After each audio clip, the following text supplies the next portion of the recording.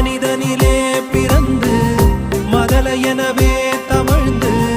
அழகு பெறவே நடந்து இளைஞனாய்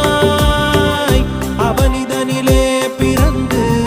மதலையெனவே தவழ்ந்து அழகு பெறவே நடந்து இளைஞனாய் அருமழலையே மிகுந்து குதலை மொழியே புகன்று அதிவிதமதாய் வளர்ந்து பதினாராய் அருமழலையே மிகுந்து குதலை மொழியே புகன்று அதிவிதமதாய் வளர்ந்து பதினாராய் சிவக